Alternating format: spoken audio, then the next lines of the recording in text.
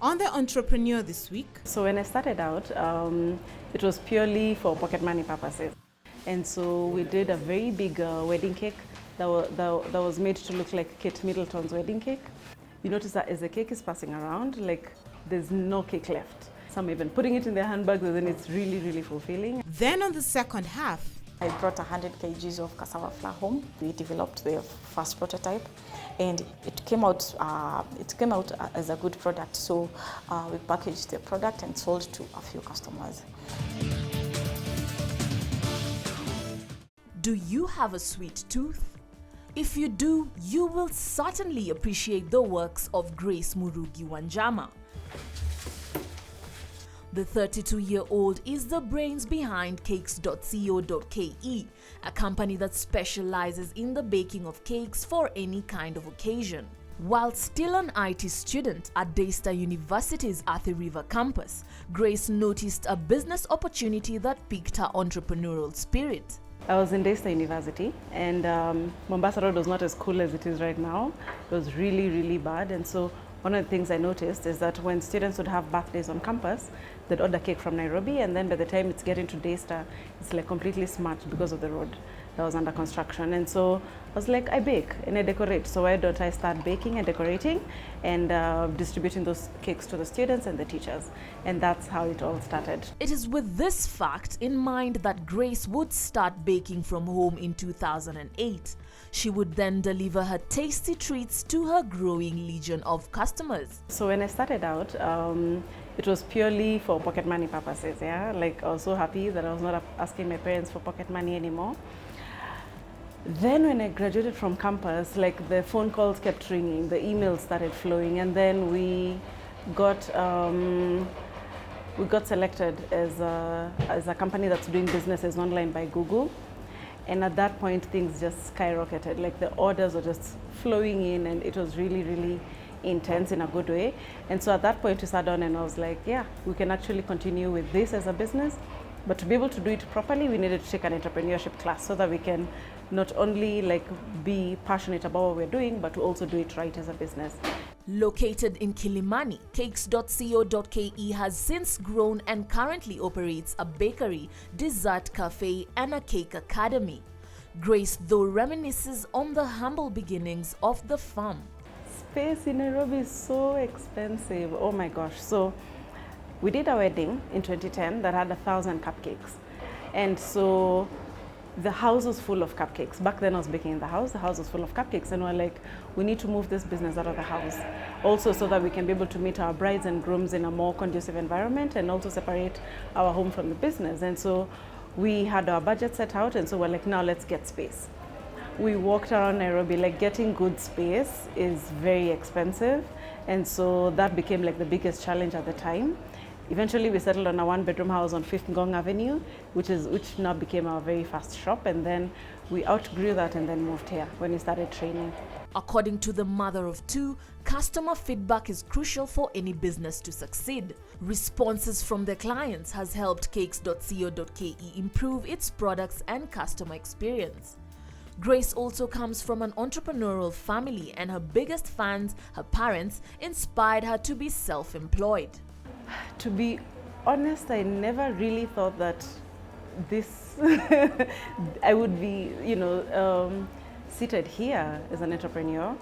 But my dad is a very big business person. Like, he loves business, and so he talks about business all the time. And so, him and my mama are actually my mentors. And so, they're always talking about, what is the next business venture, how is the economic landscape in Kenya, how does that look like? And so what can be able to fill that gap? And so for me, I felt, let me just take up this challenge. In most African countries, entrepreneurship is frowned upon due to the misconceptions associated with white-collar jobs. I think most parents are skeptical about their children going into entrepreneurship because it's a very big risk. Honestly, it's like the craziest thing someone can do. Just decide to get started with your own business. It's a very big risk. Then also the rate at which businesses also have not worked out is a factor that we cannot ignore. And so most businesses, if you don't set systems in place, it shortens the lifespan of the business. And so Most parents, I think, are skeptical because of the risk factor and then also the perception. So entrepreneurship is viewed as the thing that you do if you don't make it in school. But that's not the truth. Cakes.co.ke was established with a startup capital of 15,000 Kenya shillings. As an entrepreneur, it is important to be passionate about your idea. Nevertheless, Grace believes that passion alone can never be the silver bullet for all aspiring entrepreneurs. My biggest mistake to date is thinking that passion is enough. Oh my gosh, it's not. And even keep talking about how I'm going to write an article about how passion is overrated, yeah? So thinking that passion is enough was my biggest mistake, because you need to set systems in place.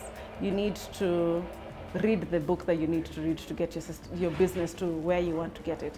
You need to take the class. You need to be able to understand how your financial records look like, what's your marketing strategy, what's your PR strategy, what's your hiring funnel. Like, you need to be able to think about all these things. The global baking industry is estimated at $410 billion.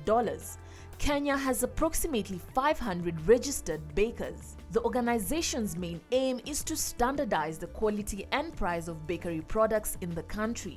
In order to improve her baking skills, Grace enrolled for a home baking class with Grace Kimotho. Our theme is classic wedding cakes.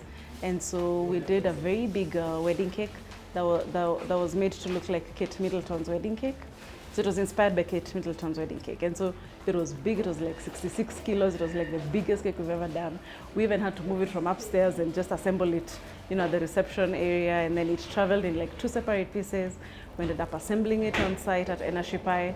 It was the biggest wedding cake we've ever done, and for me, that's our theme, so classic wedding cakes. On a good week, Cakes.co.ke sells more than 1,000 cupcakes. Red velvet, German chocolate, black forest, tiramisu and blueberry are some of their most popular cakes. Is it the soft icing or the hard icing? Last December, the company sold a record high 19 wedding cakes in a month. You notice that as the cake is passing around, like, there's no cake left. And so everyone is like picking a cupcake, picking a cake slice, some even putting it in their handbags, and then it's really, really fulfilling. And then the most important thing is looking at the bride and groom, and they're happy. Like, they're truly happy, and they look at you and they're like, awesome. Not one to rest on her usual laurels, Grace established a cake academy so as to pass her skills and experience to the next generation of Kenyan bakers. The classes, which last for 3 months, cost 61,500 Kenya shillings. Cakes.co.ke also offers sessions for kids, a decoration-only class and an advanced chocolate class. We are very passionate about this industry, yeah, and we're also very passionate about things being done right. And so, as a part of the process of establishing ourselves as thought leaders, we decided to start training. And so we did like a whole research on how to set up a syllabus for Cake Academy. Finally settled on one syllabus structure, and that's now what we adopted, and then we now started taking students in. So far we've trained over 500 students, and they're doing very well.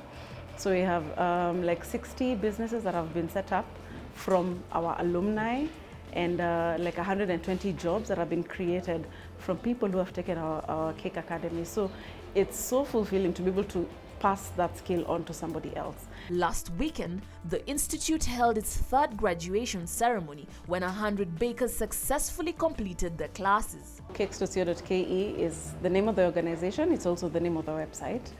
And we're very lucky to have just, landed on that name. That was not the plan, but when we landed on that name, it just worked. So we market our products online on our website, and we keep updating our website with pictures of the recent cakes that we've done, new flavors that we've introduced, and we also do a lot of digital media marketing. So my background is actually in IT, and so we do a lot of digital media marketing, and we're able to find a lot of our customers there.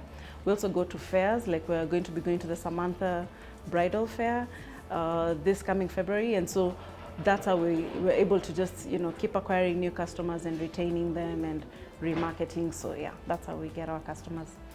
Then we also have the biggest way of acquiring new customers, which is referrals. That has really worked for us. And so I would say 80% are referrals, and then 20% is the marketing strategies that we put in place. With more than 16 employees on cakes.co.ke's payroll, Grace is looking forward to her organization's future with a renewed vigor and zeal. And she is already making plans on improving and growing her brand to a wider audience. Franchising has been a dream of ours for the longest time. And so we're actually selling our very first franchise next year. So this year is a year where we're just putting the final things in place, then we can be able to sell the first franchise. And so we've actually started receiving, offers, people who are actually interested in buying into the franchise. And so it's very exciting. So that's our growth plan. So what words of advice does Grace Murugi Wanjama have for would-be entrepreneurs? Research is your friend. So what you first start by doing a market research. So finding out what product am I selling, what's the price point, are there people who are actually interested in the product that I'm selling or the service I'm selling, and then are they willing to pay for it? Yeah. So that's market research. Like that will tell you whether you have a viable business model or not. Don't go away. The Entrepreneur will be right back.